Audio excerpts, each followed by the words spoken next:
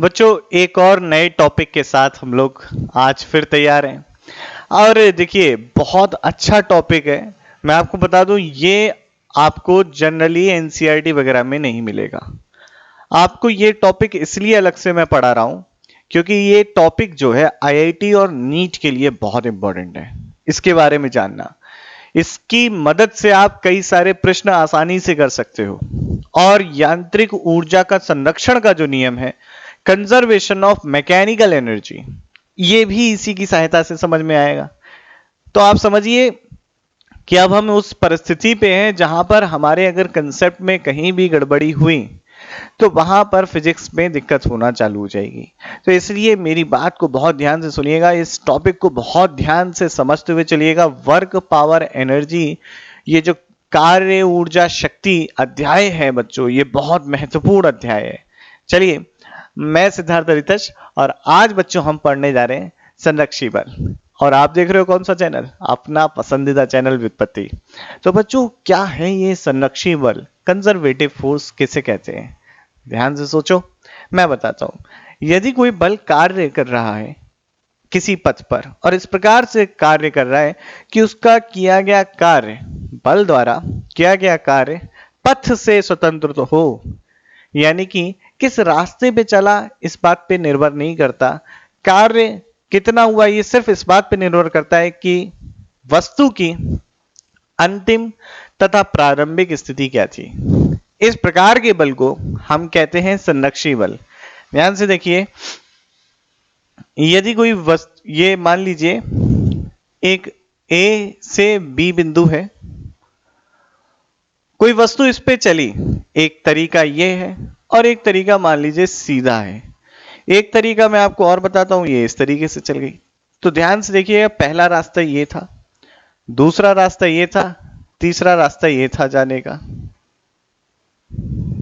अगर तीनों रास्ते पर किसी बल के अंतर्गत इसने इस प्रकार किसी गई और तीनों रास्तों पर चलने पर बल द्वारा किया गया कार्य बराबर है, क्योंकि इसकी वस्तु की अंतिम तथा प्रारंभिक स्थिति तीनों रास्तों में समान है, तो इस प्रकार के बल को हम संरक्षी बल और इंग्लिश में कंजर्वेटिव फोर्स कहते हैं। तो क्या परिभाषा है, जरा ध्यान से देखिए। यदि किसी बल द्वारा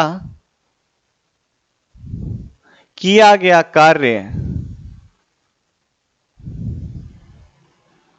ध्यान से देखिएगा, किया गया कार्य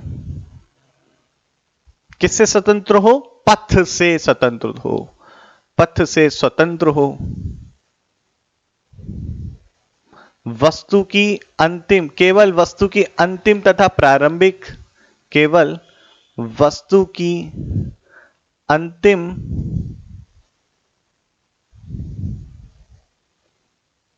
तथा प्रारंभिक स्थिति पर निर्भर करे।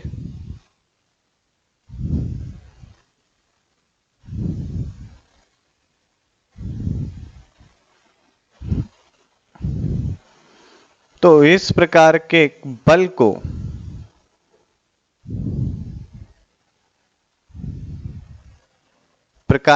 को बेटा संरक्षी बल कहते हैं। संरक्षी, और इंग्लिश में बेटे इसे बोलते हैं कंजर्वेटिव फोर्स। Conservative force. उदाहरण, वैद्युत बल, वैद्युत बल है, ये आपका कंजर्वेटिव फोर्स है। और देखिए गुरुत्वीय बल,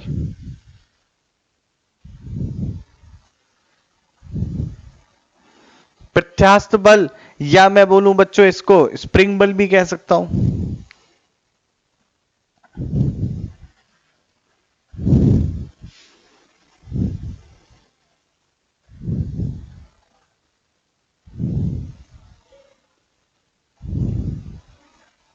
एक स्प्रिंग जो बल लगाता है वो भी कंजर्वेटिव फोर्स है।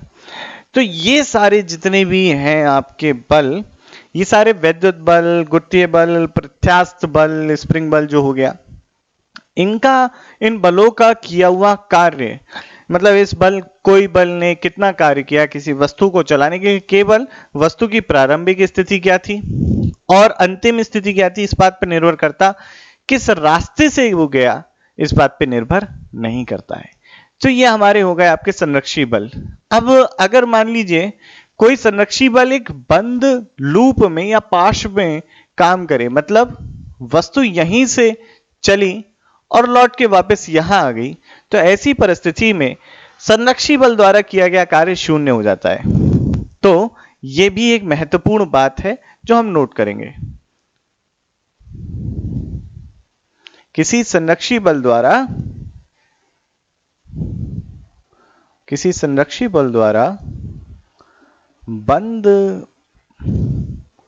लूप में, लूप या इसे पाश भी बोलते हैं, पाश में किया गया कार्य शून्य होता है, किया गया कार्य शून्य होता है। ये एक और बात है, ठीक है। अब देखिए संरक्षी बल जितने होते हैं इनका फील्ड होती है, एक क्षेत्र होता है, संरक्षी क्षेत्र कहलाता है, या फिर मैं कहूं बल क्षेत्र कहलाता है। जैसे आपका वैद्युत क्षेत्र होता है, गुरुत्वीय क्षेत्र होता है। जैसे दो आवेश हैं, ये एक दूसरे से दूरी पर रखे होते हैं, तभी इनके बीच में बल लगने लगता है। तो आप देखें ये बलों का ही तो क्षेत्र है चारों तरफ, है ना। तो जैसे ही एक आवेश दूसरे आवेश के क्षेत्र में आता है, ये बल महसूस करने लगता है। ठीक, आसान बात है ना समझने के लिए। तो इस प्रकार के जितने भी बल हैं आपके संरक्षी बल कहलाते हैं। अब संरक्षी बल क्यों महत्वपूर्ण है ये भी जानेंगे।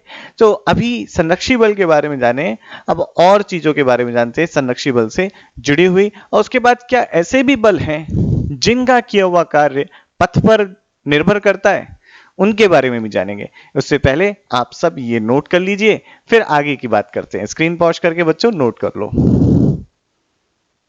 आइए बच्चों बात करते हैं असंरक्षी बल यानी कि नॉन कंजर्वेटिव फोर्स। क्या है ये नॉन कंजर्वेटिव फोर्स? तो देखिए, यदि किसी बल द्वारा किया गया कार्य पथ पर निर्भर करता है तो इस प्रकार के बल को असंरक्षी बल कहते हैं। लिख लेते हैं इस बात को। यदि किसी वस्तु द्वारा किया गया कार्य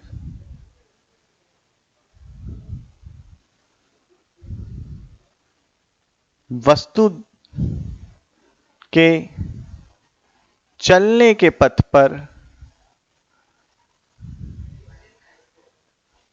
पर निर्भर करता है,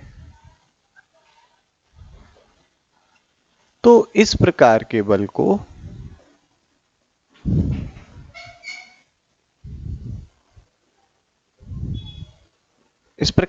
को बच्चों हम कहते हैं असंरक्षी बल।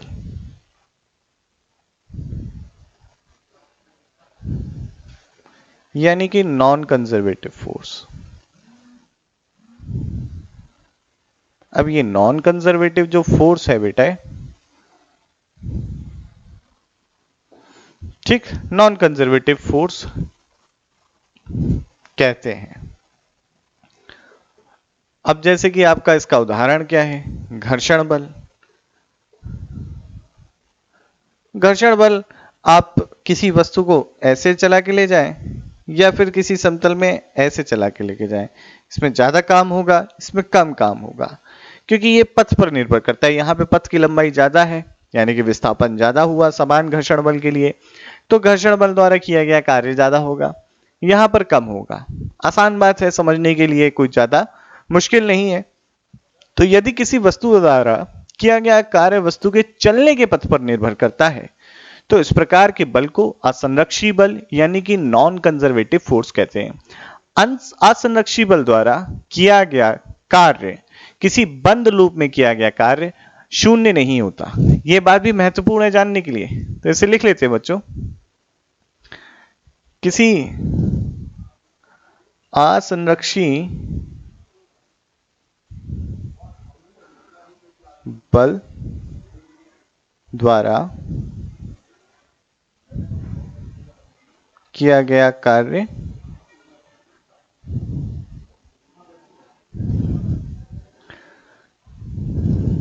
बंद लूप में किया गया कार्य बच्चों, किसी असंरक्षी बल द्वारा बंद लूप में किया गया कार्य शून्य नहीं होता है।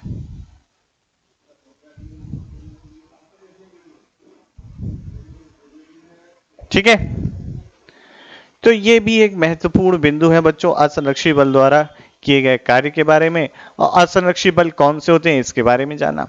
अब इसके बाद हम स्थितिज ऊर्जा के बारे में जानते हैं और किस तरीके से संरक्षी बल और स्थितिज ऊर्जा एक दूसरे के ऊपर निर्भर हैं, ये भी जानेंगे, और जो कि बहुत महत्वपूर्ण है जानना, क्योंकि इससे बहुत सारे सवाल चुटकियों में होने वाले हैं। तो देखते हैं, इसे नोट करो पहले आप लोग। आइए बच्चों जानते हैं अब स्थितिज ऊर्जा के बारे में। क्या है स्थितिज ऊर्जा? तो जो मैं आपको स्थितिज ऊर्जा की परिभाषा देने जा रहा हूं, ये परिभाषा निश्चित तौर पे आप याद रखिए।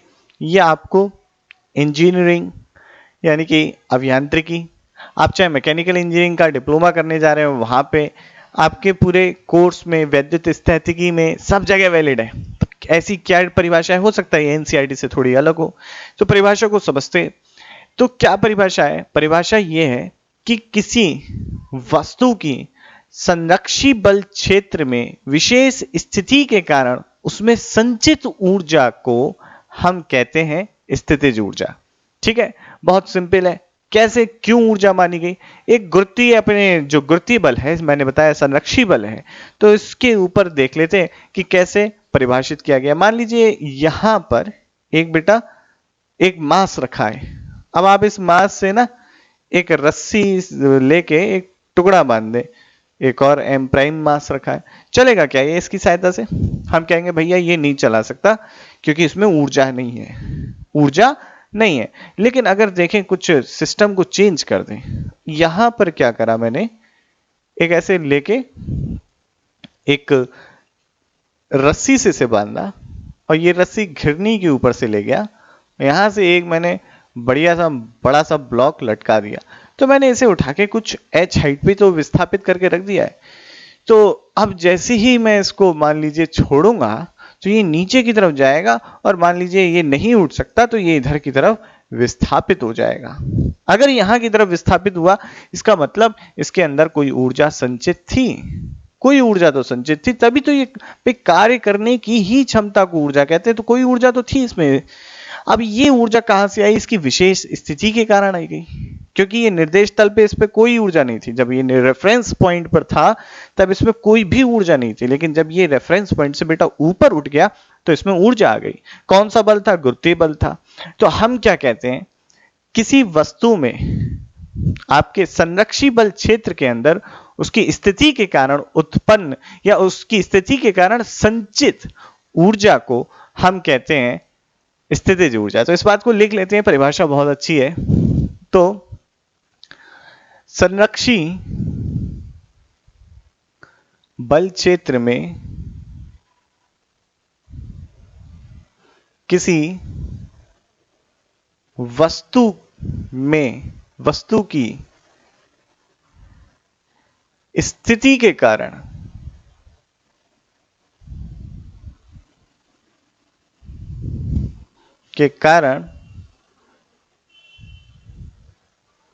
उसमें संचित ऊर्जा को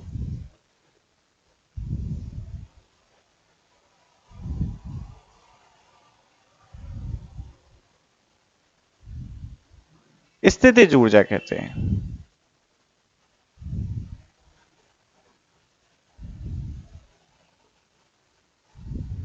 एक ये परिभाषा हो गई, और देखते कहां कहां आ सकती है, देखें ध्यान से बच्चों। आगे देखें कि स्थितिज ऊर्जा एक आपकी सापेक्ष राशि है। स्थितिज ऊर्जा एक सापेक्ष राशि है।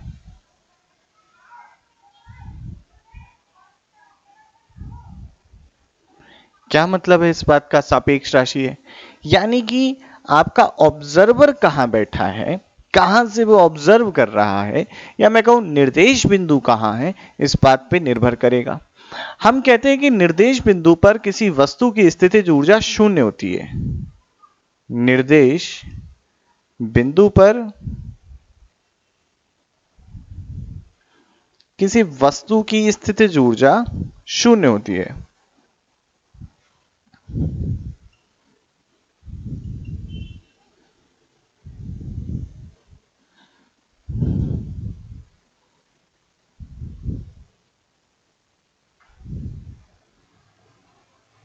ठीक है भाई, जैसे कि मैंने बताया कि ये मैंने कहा यहां पे रखा है, तो इस समय इसमें कोई भी स्थितिज ऊर्जा नहीं है, लेकिन इसी को मैं यहां से उठा के रख दूं तो यहां पे स्थितिज ऊर्जा होगी। अब मान लीजिए मैं यहीं पे कह दूं, मैं कहता छोड़ो सब कुछ, मैं तो यहीं पे बैठा हुआ हूं, यहां से देख रहा हूं, मैं यहां से देख रहा हूं, तो मैं कहूंगा भाई इसमें तो स्थितिज ऊर्जा ही नहीं है। तो ये बात स्थितिज ऊर्जा का मान जो है आप किस, क्या आपका रेफरेंस लेवल है, निर्देश तल है, इस बात पे निर्भर करेगा। तो निर्देश बिंदु पर किसी वस्तु की जो है, वस्तु की स्थितिज ऊर्जा बच्चों शून्य होती है, सापेक्ष राशि है, मतलब डिफरेंट प्रेक्षण करता है या ऑब्जर्वर के लिए इसकी वैल्यू डिफरेंट यानी कि भिन्न भिन्न हो सकती है। अब इसका मान कितना है, कैसे निकालते हैं, तो ये परिभाषित करना भी बहुत आवश्यक है। तो किस तरीके से परिभाषित करते हैं, देखो हमने पढ़ा था, यहां पर भी देख रहे हैं कि ये संरक्षी बल क्षेत्र के लिए ही, वह क्षेत्र जिसमें संरक्षी बल लग रहे हैं उसी के लिए ये वैध है। यदि संरक्षी बल नहीं है तो स्थितिज ऊर्जा नहीं होगी। तो याद रखिएगा भाई, आपकी संरक्षी बल क्षेत्र कहाँ कहाँ है, आपका गुरुत्वीय बल संरक्षी है तो उसके लिए हम स्थितिज ऊर्जा देख सकते हैं। आपका वैद्युत स्थैतिक बल संरक्षी है, उसके लिए हम देख सकते हैं आपकी स्थितिज ऊर्जा। आपका प्रत्यास्थ बल यानी कि जैसे कि हम स्प्रिंग फोर्स या स्प्रिंग बल की बात करें, हम उसके लिए देख सकते हैं। तो इस तरीके से स्थितिज ऊर्जा परिभाषित की गई है। तो सबसे पहले हम इसको देखते हैं, इसका मान किसके बराबर है, तो वो देखते हैं बच्चों। तो मैं बताता हूं, किसी संरक्षी बल द्वारा किया गया कार्य, जो किसी संरक्षी बल द्वारा किया गया कार्य इस ऋणात्मक स्थितिज ऊर्जा में परिवर्तन के बराबर होता है। ठीक है, यानी कि किसी संरक्षी बल द्वारा मान लो 2 जूल का कार्य किया गया, तो हम कहेंगे -2 जूल का उस निकाय की, किसी वस्तु, जैसे ये वस्तु है ना, इस पे संरक्षी बल ने 2 जूल का कार्य किया, तो हम कहेंगे इस निकाय की जो है, जो स्थितिज ऊर्जा है उसमें -2 जूल का परिवर्तन आ गया, यानी कि -2 जूल कम हो गई। तो इसको फिर से मैं बताता हूं, ध्यान से सुनिएगा। क्या है, बहुत आसान है समझना, ज्यादा मुश्किल नहीं है, एकदम आसान बातचीत है सारी। कि किसी संरक्षी बल द्वारा किया गया कार्य उस वस्तु की स्थितिज ऊर्जा में ऋणात्मक परिवर्तन के बराबर होता है। ये बहुत सिंपल सी डेफिनेशन है, तो बच्चों इसको लिख लेते हैं तो ज्यादा याद रहेगा। किसी संरक्षी बल द्वारा किया गया, बल द्वारा किसी वस्तु पर किया गया कार्य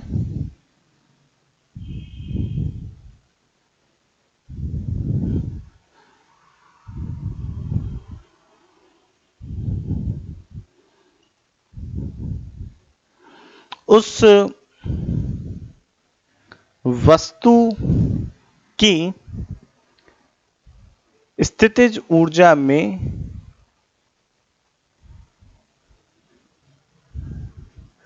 ऋणात्मक परिवर्तन के बराबर होता है। ऋणात्मक परिवर्तन के बराबर होता है।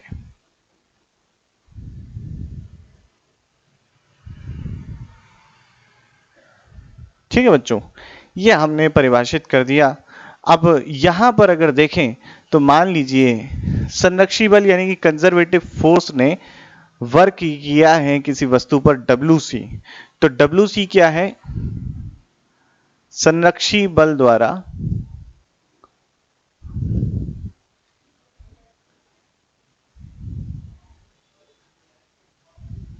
किया गया कार्य।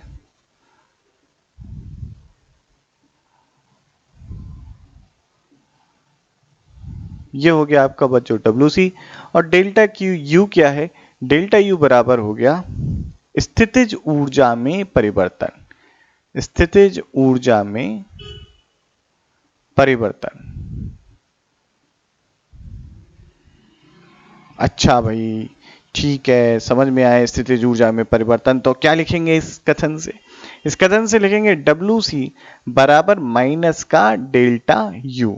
अच्छा, डेल्टा U क्या है? स्थितिज ऊर्जा में परिवर्तन। परिवर्तन कैसे लिखते हैं? अंतिम स्थितिज ऊर्जा माइनस प्रारंभिक स्थितिज ऊर्जा।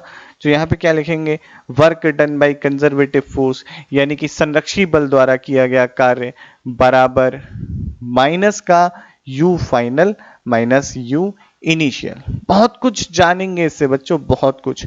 सबसे पहले इतना नोट कर लो, फिर स्थितिज ऊर्जा में बहुत सारी चर्चाएं हैं, फिर हम गुरुत्वीय स्थितिज ऊर्जा को भी देखेंगे यहीं पे। तो इससे पहले से नोट कर लो सब कुछ। तो फटाफट नोट करो बच्चों।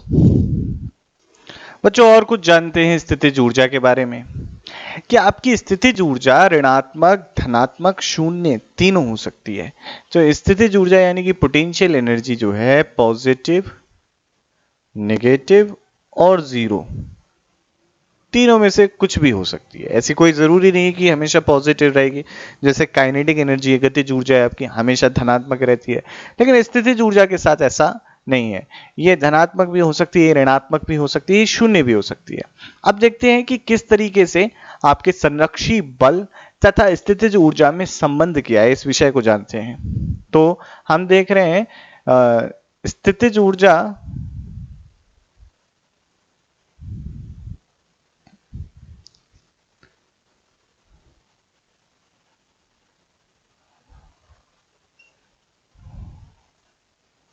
ऊर्जा तथा संरक्षी बल में संबंध, संरक्षी बल में संबंध।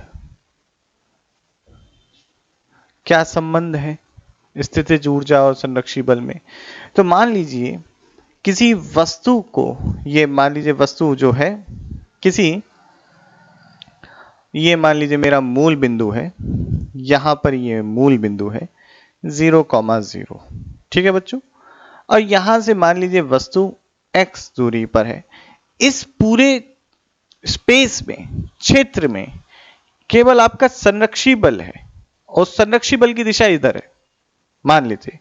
तो इस परिस्थिति में यहां पर जो वस्तु रखी है, इस वस्तु पर जो संरक्षी बल लग रहा है बच्चों, इस दिशा में लग रहा है।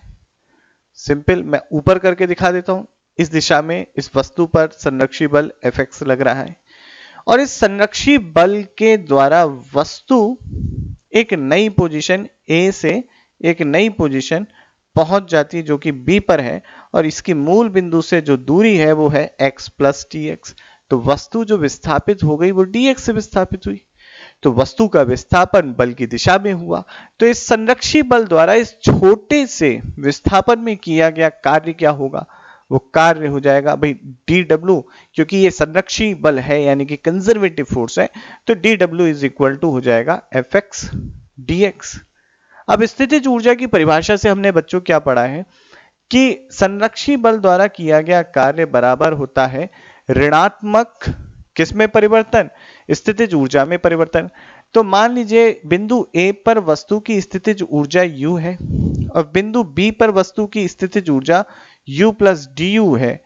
तो इसकी स्थितिज ऊर्जा में जो परिवर्तन आया वो कितना आ गया? du final minus initial.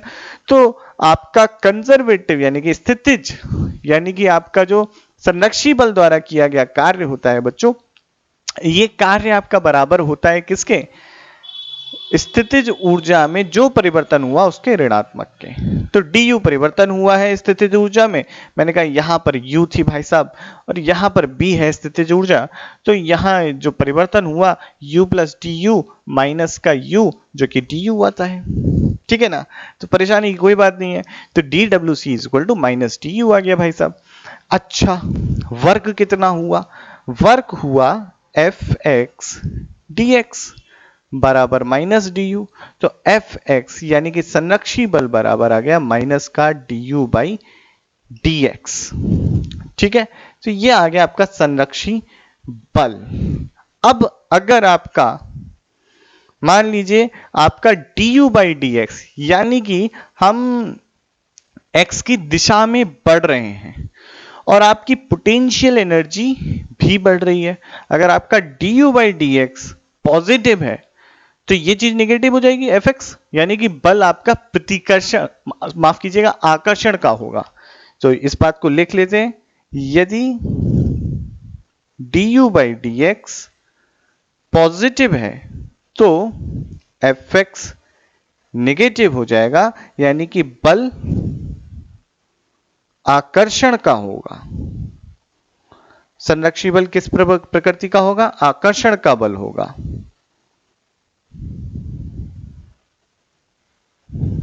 यदि, ध्यान से देखें अगला पॉइंट, यदि आपने अवकलन किया इस u का और ये अवकलन आपका ऋणात्मक आ गया, निगेटिव आया, यानी कि चलने पर जो आपकी पोटेंशियल एनर्जी है सिस्टम की वो डिक्रीज हो रही है, तो आपका जो बल है वो प्रतिकर्षण का होगा। यदि du by dx निगेटिव है तो बल, कौन सा बल है ये? संरक्षी बल की बात कर रहा हूं मैं, संरक्षी बल की बात कर रहा हूं। बल आपका कैसा होगा बच्चों? प्रतिकर्षण का होगा।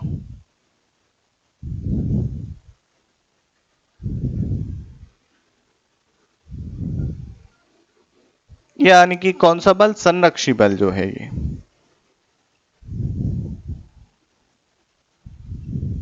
ठीक भाई साहब, यदि du by dx 0 आया तो बल, तो संरक्षी बल 0 होगा, यानी कि x में आप इधर से इधर बढ़े और जो आपकी पोटेंशियल एनर्जी है उसमें कोई चेंज ही नहीं हुआ, तो संरक्षी बल क्या होगा? 0 होगा। याद रखिएगा मैंने एक विमीय बात करी थी, यानी कि इसी दिशा में बल लग रहा है। अब बच्चों त्रिविमीय बल लग रहा हूं, यानी कि पूरे स्पेस में बल लग रहा हूं। जैसे कि आपका गुरुत्वीय बल है, हर पॉइंट पे लगता है, एक लाइन में थोड़ी लगता है, यहां रखो तब भी बल लगेगा, यहां रखो वस्तु तब भी बल लगेगा। तो ऐसी परिस्थिति में बल को किस तरीके से परिभाषित किया गया है देखें, तो संरक्षी बल जो आपका परिभाषित किया गया है इसे कहते हैं बच्चों डेल ऑपरेटर, डेल यू, और जिसको कुछ इस तरीके से लिखते हैं माइनस का del U over del X I cap plus del U over del Y J cap plus del U over del Z K cap. क्या मतलब है इसका? इसका मतलब है ये आपका कहलाता है पार्शियल डेरिवेटिव। प्रश्नों से समझेंगे, सब समझ में आ जाएगा। ठीक, तो इसका जब हम मान लीजिए u का हम del U over del X निकालना चाहते हैं, तो हम u का अगर डिफरेंशिएशन इस तरीके से करते हैं कि u के अंदर अगर x के अलावा y z भी है तो हम इसे कांस्टेंट मान लेंगे। जैसे कि मैं आपको एक करके दिखाता हूं, मान लीजिए आपका u बराबर है कुछ x y z है, ठीक है, क्या है? x y z, या और आसान कर दो तो x plus Y plus Z है, कुछ इस तरीके से मान लेते हैं। माना है, वास्तविकता कुछ और भी हो सकती है। ठीक, तो इस परिस्थिति है, ये कुछ इस तरीके का आपका बल है, स्थितिज ऊर्जा का आपको फलन दे रखा है, फंक्शन दे रखा है। तो सबसे पहले del U over del X क्या होगा? देखिए, तो इसमें y और z को अभी कांस्टेंट मानो और x का अवकलन करोगे 1 आएगा। Del U over del y क्या होगा? अब x और z को कांस्टेंट मान लो तो y का अवकलन करोगे 1 आएगा। Del U over del Z क्या होगा? अब अगर हम z के सापेक्ष कर रहे हैं ना, तो x और y को कांस्टेंट मान लो तो उनका अवकलन 0 हो जाएगा और z का अवकलन 1 हो जाएगा। तो ये आ जाएगा आपका डेल यू पार्शियल डेरिवेटिव। ठीक, तो पार्शियल डेरिवेटिव निकालना कोई कठिन काम नहीं है। एक और उदाहरण देख लेंगे, कोई परेशानी की बात नहीं है, पहले से नोट करो, फिर एक और उदाहरण देखते हैं। देखो बच्चों, अब u मान लो आपको दे रखा है एक्स स्क्वायर वाई, तो du del U over del X किस तरीके से निकालेंगे?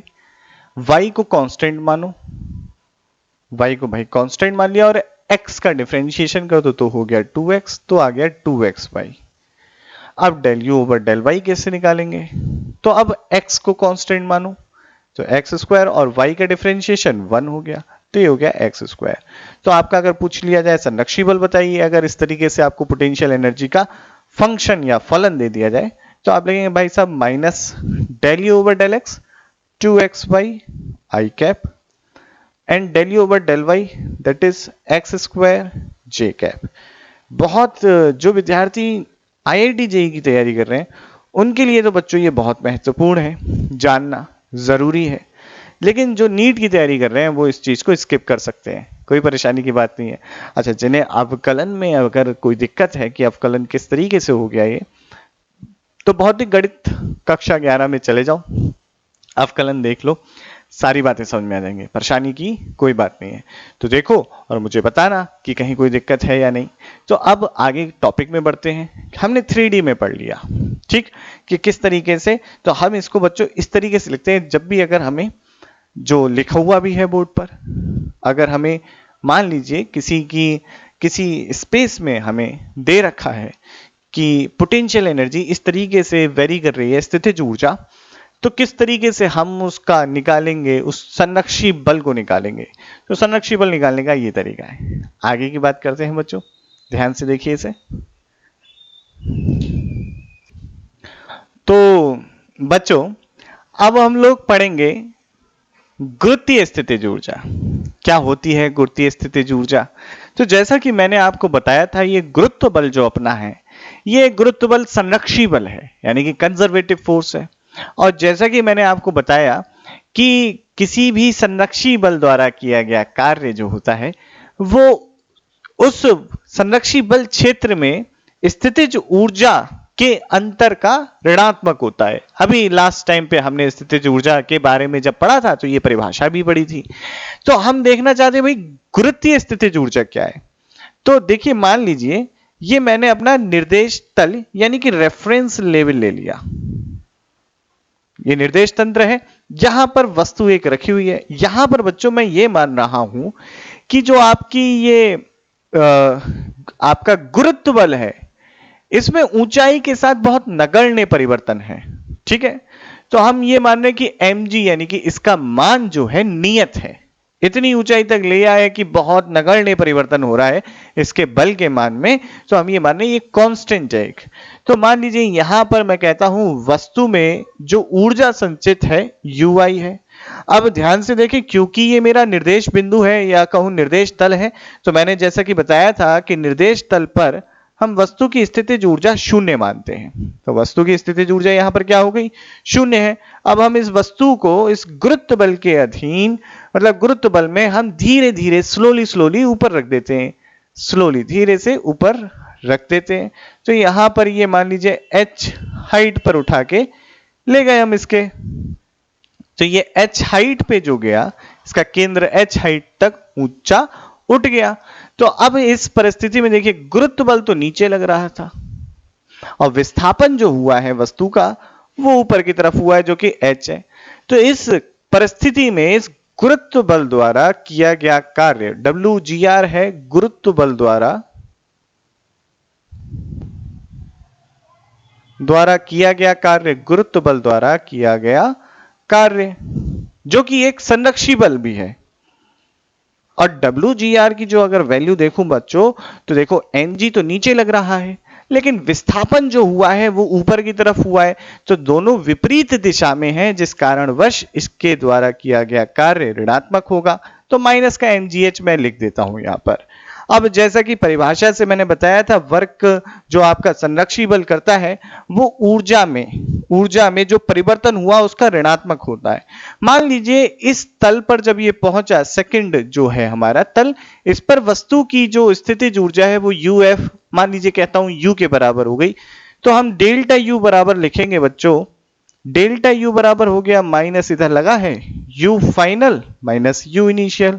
u फाइनल क्या है, वो u है, और u इनिशियल क्या है, 0 है। तो WC हमने निकाला है जो कि कंजर्वेटिव फोर्स है, ग्रेविटी हमारा, तो माइनस का mgh सब रख दिया। तो देखें आप, माइनस mgh बराबर आता है माइनस के u के, और u से इधर माइनस से माइनस मर गया तो u बराबर mgh आ गया। तो इतनी इसमें स्थितिज ऊर्जा है। तो ध्यान से देखिएगा भाई, यहां पर बच्चों जरूर याद रखिएगा कि आपकी जो वस्तु की स्थितिज ऊर्जा है या वस्तु की गुरुत्वीय स्थितिज ऊर्जा है, इसका मान जो है वस्तु किस तल पर है या हमने निर्देश तल क्या लिया है उस पर निर्भर करता है।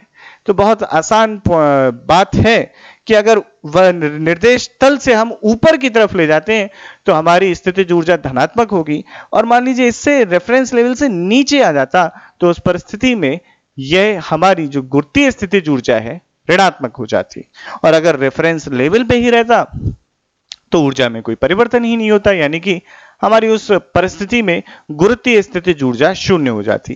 तो ये कुछ इस तरीके से गुरुत्वीय स्थितिज ऊर्जा को हमने समझा।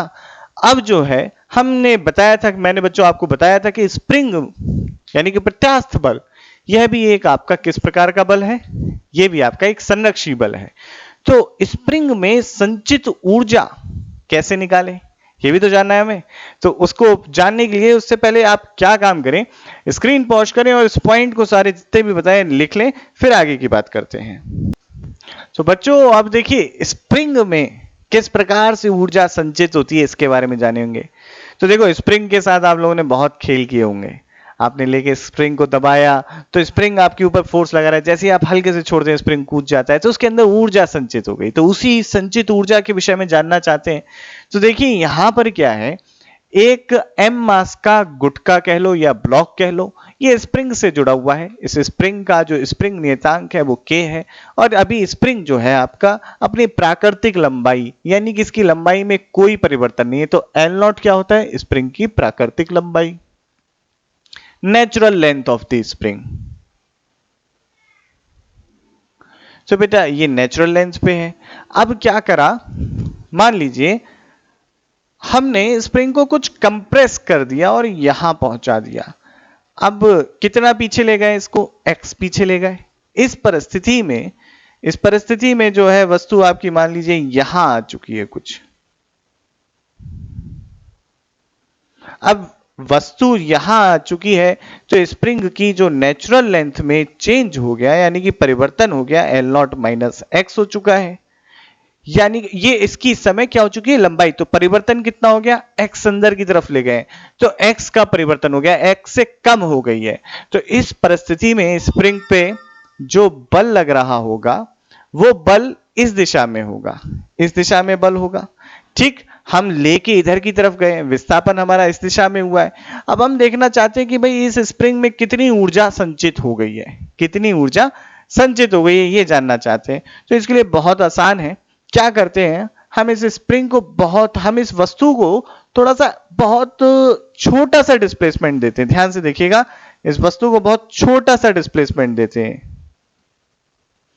यहां से इसे उठा के यहां पर, और ये जो विस्थापन दे रहे हैं ना ये बहुत छोटा है, dx है।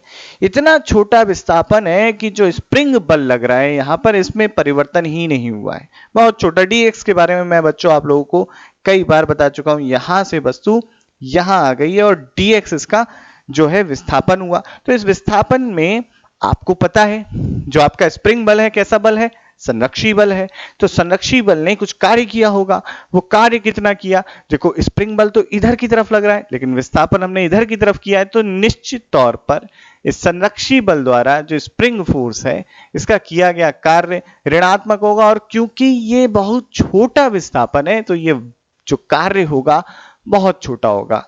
वो जो कार्य है आ गया बच्चों आपका, ये आ गया F और dx, F स्प्रिंग, dx, और ऋणात्मक का चिन्ह इसलिए है क्योंकि ये कार्य ऋणात्मक है, क्योंकि विस्थापन और बल दोनों की दिशा विपरीत है बच्चों। ठीक भाई, अब मैंने बताया कि भाई x पहले से ही दबा रखा था, तो इसमें जो बल है वो माइनस का kx, आपका kx बल का परिणामी है, या मैं कहूं बल का मैग्नीट्यूड है, ठीक है, परिमाण है। तो ये kx हो गया, dx हो गया।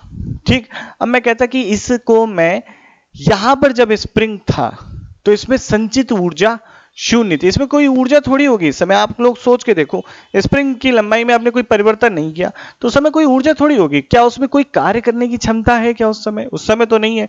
लेकिन जब आप दबा के रख देते हो तो उसके अंदर क्षमता आ जाती है कि अब वो किसी कार्य को कर सकता है, किसी वस्तु को गति दे सकता है। तो अभी तो नहीं है, जब अपना प्राकृतिक लंबाई पर, तो हम कह देते हैं भाई प्रारंभिक जो संचित ऊर्जा है या प्रारंभिक स्थितिज ऊर्जा है वो शून्य है।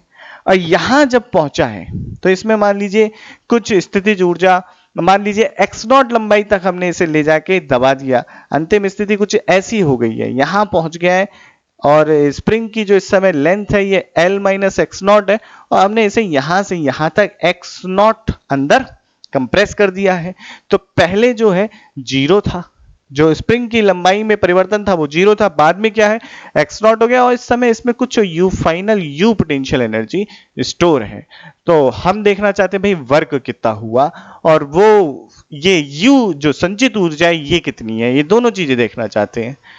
तो भाई वही बात पुरानी वाली, क्या बात है कि फर्क किया गया किसके द्वारा, एक संरक्षी बल द्वारा, बराबर होता है ऋणात्मक किस चीज के अंदर परिवर्तन, आपकी स्थितिज ऊर्जा में परिवर्तन। तो इसे हम इंटीग्रेशन वाली फॉर्मेट में ना लिख के देखो पहले निकालते कितना काम हुआ। तो work done by spring force जो कि आपका एक संरक्षी बल है, कहां से, जीरो से एक्स नॉट का हमने परिवर्तन किया है, जीरो से एक्स नॉट। तो माइनस का के एक्स स्क्वायर dx के एक्स dx, जब इंटीग्रेशन किया तो यह आ जाता है 1/2 के एक्स स्क्वायर, और लिमिट यानी कि जो सीमा लगेगी जीरो से एक्स नॉट लगेगी। तो जब जीरो रखेंगे बच्चों, जब एक्स नॉट रखेंगे तो हो जाएगा माइनस का 1/2 के एक्स नॉट स्क्वायर, और जीरो रखेंगे तो इसकी वैल्यू जीरो हो जाती है। तो स्प्रिंग फोर्स ने इतना काम किया। तो आप देखें वही परिभाषा कि एक संरक्षी बल द्वारा किया गया कार्य बराबर होता है ऋणात्मक ऊर्जा में स्थितिज ऊर्जा में परिवर्तन। अब आपकी देखें you final minus you initial, you final कुछ वैल्यू रखती है पर यू इनिशियल आपकी तो जीरो है। तो इस केस में क्या हो जाएगा, माइनस का 1/2 के एक्स नॉट स्क्वायर, ये वर्क डन बाय स्प्रिंग है, बराबर माइनस यू फाइनल आपकी क्या है यू, और यू इनिशियल जीरो है, ऋणात्मक का ऋणात्मक चिन्ह गया, तो u बराबर हाफ के एक्स नॉट स्क्वायर। यानी कि किसी स्प्रिंग को अगर आप एक्स नॉट लंबाई यानी कि उसकी प्राकृतिक लंबाई में एक्स नॉट परिवर्तन कर देते हैं तो उसमें जो ऊर्जा संचित होती है वो होती है 1/2 के एक्स नॉट स्क्वायर के बराबर। तो हमने जाना कि क्या है एक स्प्रिंग में संचित ऊर्जा का सूत्र। ठीक है, तो इस बच्चों इस सूत्र को नोट कर लीजिए। आज की बातचीत तो इतनी है, बाकी नेक्स्ट लेक्चर में जानेंगे कि क्या है यांत्रिक ऊर्जा का संरक्षण का नियम, means conservation of mechanical energy, और कितना महत्वपूर्ण है ये। अगर ये आपको आता है निश्चित तौर पे बहुत सारे सवाल, चाहे वो आपके वैद्युत स्थितिकी के हों या प्रत्यास्थ बल के हों या फिर आपके गुरुत्वीय बल के हों, इनके ऊपर आधारित सवाल यांत्रिक ऊर्जा के संरक्षण के नियम से बहुत आसान हो जाते हैं। तो उनको भी देखेंगे।